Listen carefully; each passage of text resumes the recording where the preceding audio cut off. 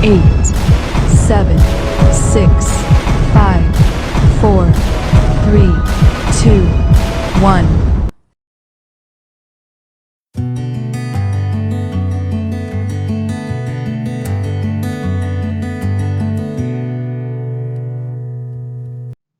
Bismillahirrahmanirrahim. Alhamdulillahirrabbilalamin. Wassalatu wassalamu ala ashrafil anbiya'i wal mursalin wa ala alihi wa sahbihi ajma'in. Assalamualaikum warahmatullahi wabarakatuh. Nama saya Muhammad Amiruddin bin Azhar, nombor matrik kuasa 60140. Okay, insyaAllah hari ini saya akan membentangkan tentang Isra' dan Mi'raj. Seterusnya kita pergi kepada pengenalan Isra' dan Mi'raj. Apa itu Isra' dan apa itu Mi'raj? Isra' bererti perjalanan Nabi Muhammad SAW dari Masjid Al-Haram di Mekah ke Masjid Al-Aqsa di Baitul Maqdis, yakni Palestin. Peristiwa ini ada terakam di dalam Al-Quran. Firman Allah Ta'ala bermaksud, Maha Suci Allah yang telah memperjalankan hamba-Nya, yakni Muhammad, pada suatu malam dari Masjidil Haram di Mekah ke Masjidil Aqsa di Palestin, yang telah kami berkati sekelilingnya agar kami memperlihatkan kepadanya sebahagian dari tanda-tanda kekuasaan dan kebesaran kami. Sesungguhnya Dia adalah Maha mendengar lagi Maha melihat. Surah Al-Isra' ayat 1. Seterusnya kita pergi kepada Mi'raj pula. Mi'raj pula merujuk kepada perjalanan Nabi Muhammad SAW dari Masjidil Aqsa ke Sidratul Muntaha di langit ketujuh, dekat singgahsana Allah Ta'ala, seperti mana yang digambarkan oleh Al-Quran. Firman Allah Subhanahu Wa Ta'ala bermaksud, dan sesungguhnya Muhammad telah melihat Jibril dalam bentuk rupanya yang asal pada waktu yang lain, iaitu Sidratul Muntaha. Di dekatnya terletak syurga, tempat tinggal. Muhammad melihat Jibril dalam bentuk rupanya yang asal ketika Sidratul Muntaha itu diliputi oleh sesuatu yang meliputinya. Penglihatannya, yakni Muhammad, tidak berpaling daripada yang disaksikannya itu dan tidak pula melampauinya. Sesungguhnya dia telah melihat sebagai tanda-tanda kekuasaan Tuhannya yang paling besar. Surah An-Najmi ayat 13 hingga 18.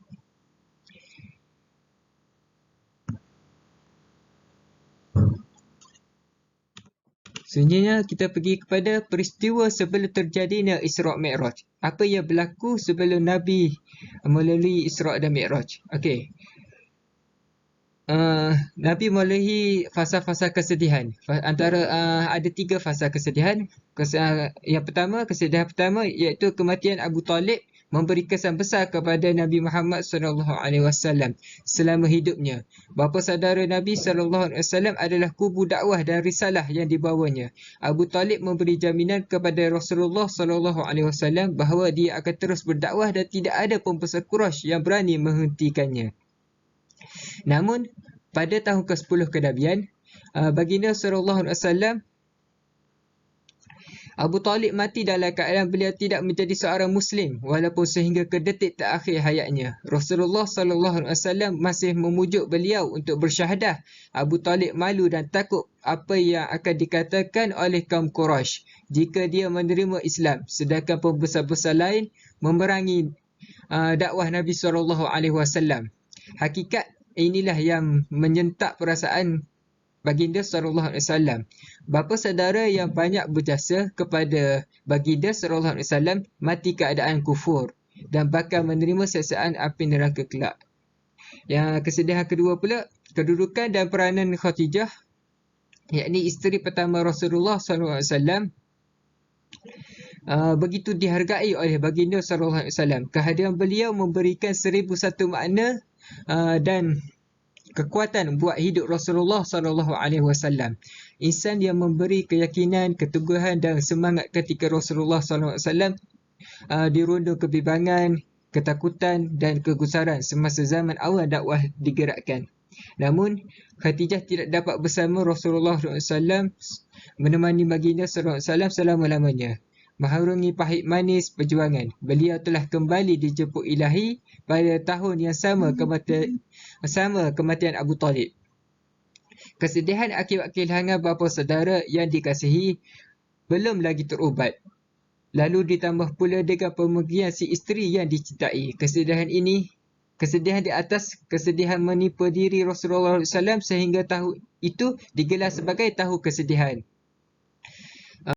Dan yang terakhir adalah kesedihan ketiga. Kesedihan ketiga ni berlaku selepas kematian Abu Talib dan Khadijah. Yakni penentangan kafir Quraisy terhadap dakwah Rasulullah SAW semakin kuat sehingga Rasulullah SAW berasakan bumi Mekah ini bukan tempat yang sesuai untuk dakwah. Lalu baginda sallallahu alaihi wasallam memutuskan untuk hijrah ke Taif, sebuah daerah yang subur, menghijau dengan tanaman. Mudah-mudahan ia juga boleh disuburkan dengan pohon-pohon Islam. Isra' ialah peristiwa Rasulullah SAW dibawa. Dah sebut ada. Peristiwa sejarah penuh keajaiban ini berlaku hanya dalam satu malam sahaja. Tiada yang mustahil jika Allah yang aturkan. Manakala detik perjalanan Rasulullah SAW dalam peristiwa Isra' dan Mi'raj secara lebih terperinci disebut dalam hadis sahih yang lain. Setakat itu sahaja daripada saya. Wallahu a'lam. Assalamualaikum warahmatullahi wabarakatuh. Rabbi shrah li sadri wa yassir li amri wahlul 'uqdatam min lisani yafqahu qawli. Saya Abdul Jalil bin Ibrahim, nombor metrik 059346, akan menyambung peristiwa Isra' dan Mi'raj yang sebelum ini diceritakan oleh Muhammad Amiruddin. Jadi peristiwa perjalanan Isra' dan Mi'raj ini bermula daripada peristiwa pembelahan dada Nabi Muhammad sallallahu alaihi wasallam. Anas radhiyallahu anhu pernah menceritakan bahawa Rasulullah sallallahu alaihi wasallam didatangi oleh malaikat Jibril alaihi salam ketika mana baginda sedang bermain bersama budak-budak kecil lain. Maka Jibril alaihi salam telah mengambil baginda sallallahu alaihi wasallam lalu merebahkan. Kemudian Jibril alaihi salam telah membelah dada dengan mengeluarkan segumpal darah daripada hati baginda sambil berkata, ini adalah bahagian syaitan yang terdapat di dalam dirimu. Kemudian Jibril alaihi salam menyucikan di dalam sebuah bekas yang diperbuat daripada emas dengan menggunakan air zam-zam. Setelah itu Jibril alaihi salam menjahitnya kembali dan mengembalikan baginda sallallahu alaihi wasallam di tempat permainannya tadi. Budak-budak kecil yang bermain bersama baginda sallallahu alaihi wasallam pergi mengadu kepada ibunya dengan mengatakan bahawa Muhammad telah dibunuh. Jadi pada masa itu orang ramai menyambut baginda sallallahu alaihi wasallam yang dalam keadaan pucat kerana baginda masih dalam ketakutan. Di Anas berkata, aku telah melihat kesan jahitan tersebut di dada baginda sallallahu alaihi wasallam. Selepas itu berlakulah perjalanan baginda dari Masjidil Haram ke Masjidil Aqsa dengan menaiki binatang yang bernama Buraq bersama Jibril alaihi salam, yang mana satu langkah binatang itu jaraknya sejauh mata memandang. Hebatnya kuasa Allah Subhanahu wa taala yang mengatur pergerakan ini. Setelah daripada itu, baginda dibawa daripada Masjidil Aqsa sehingga ke Sidratul Muntaha, iaitu selepas lapisan langit ketujuh. Dalam perjalanan itu Jibril yang meminta untuk dibukakan pintu bagi setiap lapisan langit. Lalu Jibril ditanya oleh penjaga langit, siapakah ini? Jibril berkata, Jibril. Penjaganya itu bertanya lagi, siapakah bersama engkau? Maka Jibril menjawab, Muhammad. Ditanyakan lagi, apakah ia dipanggil menghadap? Lalu Jibril menjawab, ya. Selepas daripada itu, pintu pun dibuka sambil mengucapkan, berbahagialah dia, wahai sebaik-baik orang yang datang telah pun datang. Begitu juga di lapisan langit kedua, ketiga, keempat, kelima, keenam, ketujuh, soalan yang sama ditanya oleh Jibril sebelum pintu langit dibuka. Setelah tiba di Sidratul Muntaha, Rasulullah SAW telah menerima wahyu daripada Allah Subhanahu Wa Taala, iaitu 50 kali sehari. Wahyu solat 50 kali sehari. Selepas itu Nabi pun turun dan melewati Nabi Musa alaihissalam. Lalu Nabi Musa bertanya, apa yang diperintahkan olehmu wahai Muhammad? Lalu baginda menjawab, solat 50 kali. Musa pun berkata, umatmu tak akan sanggup untuk mengerjakan solat 50 kali setiap hari. Naiklah semula wahai Muhammad untuk meminta keringanan daripada Tuhanmu. Lalu pun baginda naik semula ke Sidratul Muntaha dan dikurangkan 5. Nabi pun turun balik dan apabila sampai dekat Nabi Musa alaihissalam, Nabi Musa suruh untuk minta ringankan lagi. Lalu baginda pun naik semula dan meminta keringanan, maka Allah mengurangkan lagi 5. Nabi pun turun semula dan perkara yang sama juga berlaku apabila baginda melewati Nabi Musa alaihissalam. Sehinggalah Nabi ulang alik turun naik ke Sidratul Muntaha, sehinggalah dikurang menjadi 5 waktu. Lalu Nabi Muhammad SAW berkata, beberapa kali sudah aku memohon keringanan daripada Tuhan, sehinggakan aku merasa malu untuk memohon lagi. Jadi oleh itu sehingga ini aku redha dan menyerah. Jadi oleh kerana sifat Nabi Muhammad SAW yang ambil cakna pada umatnya, kasih sayangnya Nabi pada umatnya, dapatlah kita semua sekarang ni dapat solat 5 waktu sehari semalam. Selepas daripada itu, Nabi pun turun untuk kembali ke dunia dan sempat solat subuh berjemaah dengan para sahabat baginda SAW. Dalam perjalanan pulang baginda telah melalui peristiwa Isra' dan Mi'raj ini dengan melihat beberapa situasi manusia di akhirat kelak yang mana dapat memberikan pengajaran kepada kita semua. Jadi pengajaran kepada peristiwa tersebut akan disambung oleh saudara pembentang seterusnya, iaitu Muhammad Fathi. Syukran. Assalamualaikum warahmatullahi wabarakatuh. Nama saya Muhammad Fathi bin Kamaruddin, nombor matrik 059845. Saya akan menceritakan tentang pengajaran dan ibrah melalui peristiwa Isra' dan Mi'raj. Pertama, bukti keagungan dan kekuasaan Allah Subhanahu Wa Taala. Huraian. Allah mampu menjadikan peristiwa yang aneh dan ajaib seperti itu, membuktikan bahawa Allah mampu melakukan apa sahaja mengikut kehendaknya. Sebagaimana firman Allah dalam surah Yasin ayat 82, Innama amruhu idza arada syai'an an yaqula lahu kun fayakun. Artinya, sesungguhnya apabila dia menghendaki sesuatu urusan, cukup dia hanya berkata kepadanya, jadilah, maka jadilah sesuatu itu. Ia juga merupakan tanda kekuasaan Allah Subhanahu Wa Taala. Allah menunjukkan kekuasaannya dengan cara memperjalankan Nabi kita dari kota Makkah ke Baitul Maqdis dan dibawa menghadap ke hadratnya di Sidratul Muntaha dalam jangka waktu yang singkat sahaja, iaitu hanya semalam. Sebagaimana firman Allah dalam surah Al-Isra' ayat yang pertama, Subhanalladzi asra bi'abdihi laylan minal masjidil harami ilal masjidil aqsa alladzi barakna hawlahu linuriyahu min ayatina innahu huwas sami'ul basir. Artinya, Maha Suci Allah yang telah menjalankan hambanya, yakni Nabi Muhammad, pada malam hari dari Masjidil Haram di Makkah ke Masjidil Aqsa di Palestin, yang kami berkati di sekelilingnya, untuk memperlihatkan kepadanya tanda-tanda kekuasaan dan kebesaran kami. Sesungguhnya Allah jualah yang maha mendengar lagi maha melihat. Seterusnya, kepentingan dan keistimewaan ibadah solat.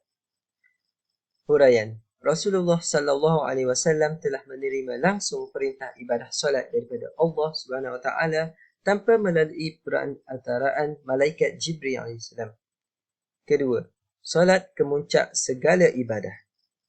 Solat merupakan kayu ukur bagi syarat penerimaan ibadah yang lain, kerana solat menurut bahasanya adalah doa, yakni penggantungan kita kepada Allah SWT. Ra'sul amrul al-islamu wa umuduhu as-salah. yang bermaksud kepala urusan agama itu Islam, tiangnya adalah solat. Hadis riwayat Tirmizi dan Ibnu Majah. Solat juga merupakan satu bentuk proses penyucian diri daripada dosa-dosa yang sering kali kita lakukan. Kemudian, kita dapat lihat kemuliaan dan keistimewaan Rasulullah sallallahu alaihi wasallam.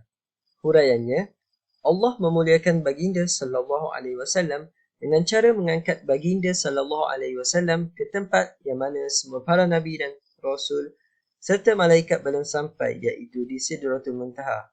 Allah Subhanahu wa taala a'lam. Kedua, hadiah sebagai pengubat kesedihan Rasulullah sallallahu alaihi wasallam.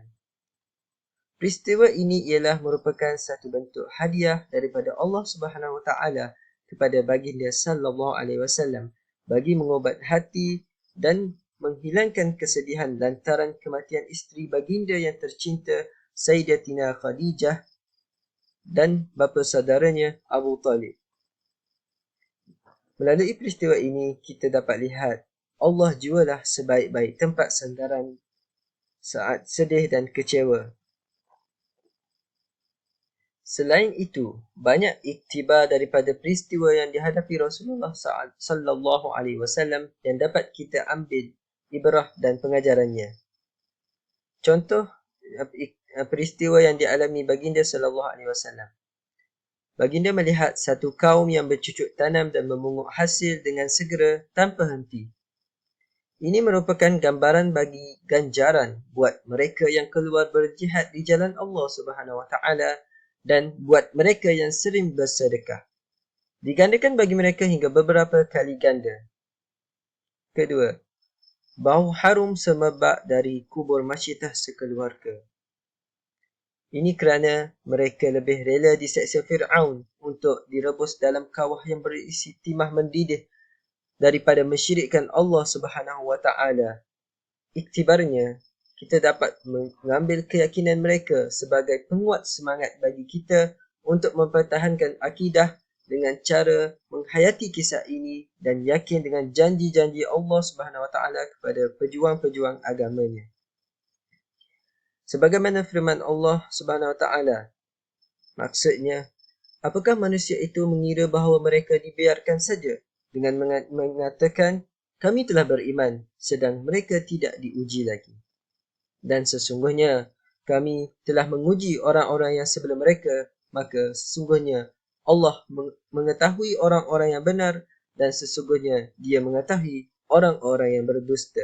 Surah Al-Ankabut ayat 2 dan 3. Ketiga, Nabi melihat manusia memecahkan kepalanya dengan batu dan terus mengulanginya. Ini ialah gambaran bagi mereka yang berat kepala untuk rukuk dan sujud kepada Allah Subhanahu wa taala, terutama bagi mereka yang meninggalkan solat dengan sengaja tanpa keuzuran. Bahkan mereka ini di akhirat kelak akan datang tanpa cahaya, yakni petunjuk keimanan, malah diharamkan bagi mereka terselamat dari azab, kehinaan dan kerendahan.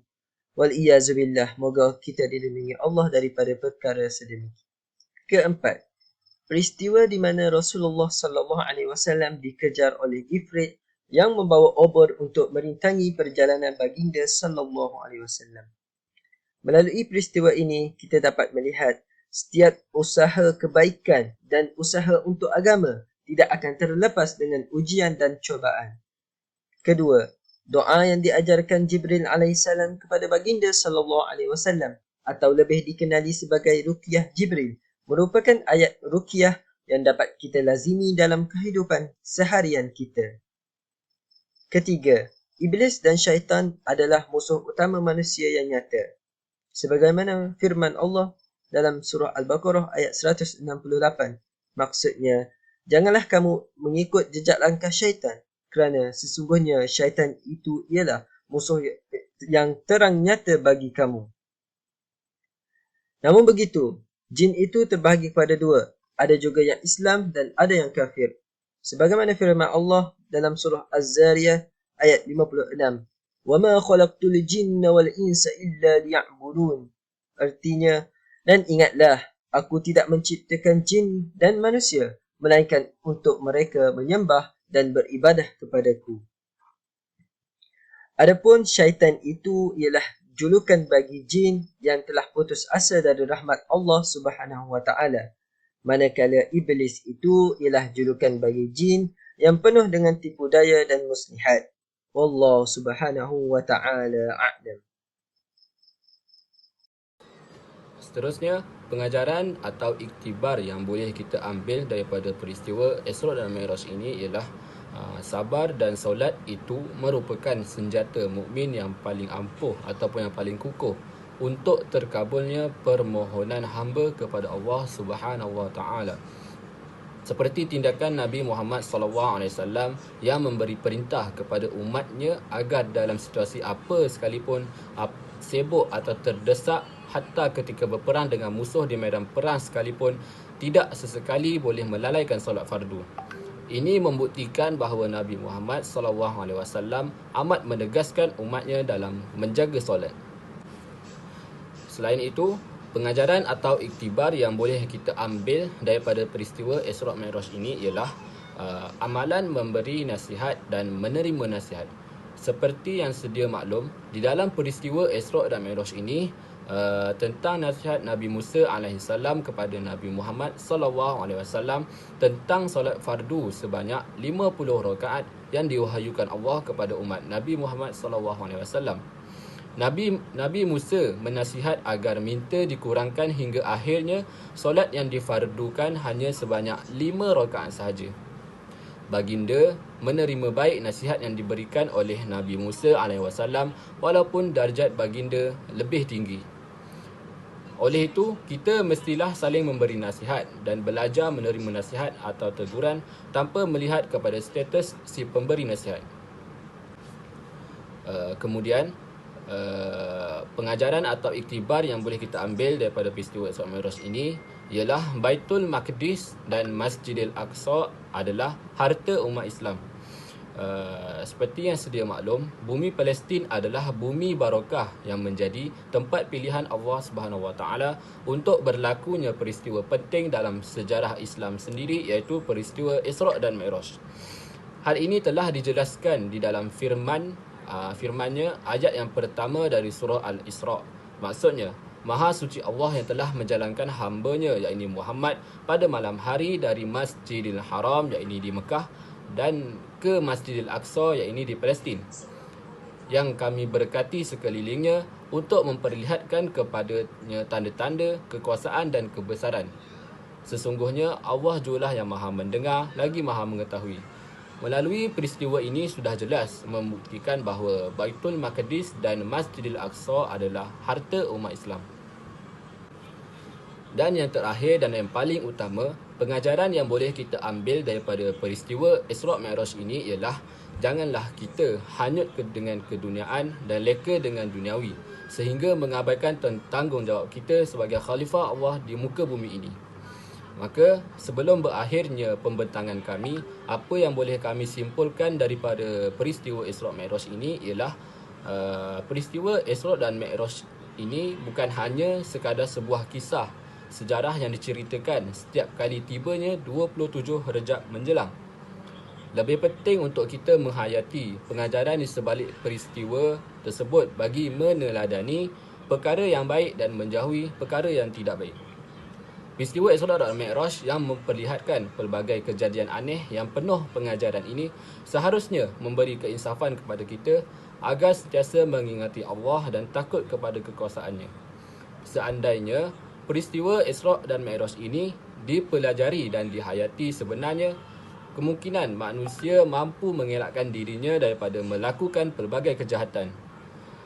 Kejadian Isra' dan Mi'raj juga adalah untuk menguji umat Islam itu sendiri, adakah diri mereka percaya atau tidak dengan peristiwa Isra' Mi'raj ini. Kesimpulannya, martabat dan maruah umat Islam tidak akan dihormati oleh bukan Islam selagi umat Islam itu sendiri tidak mengamalkan ajaran Islam yang sebenarnya seperti mana yang dibawa oleh Nabi Muhammad SAW.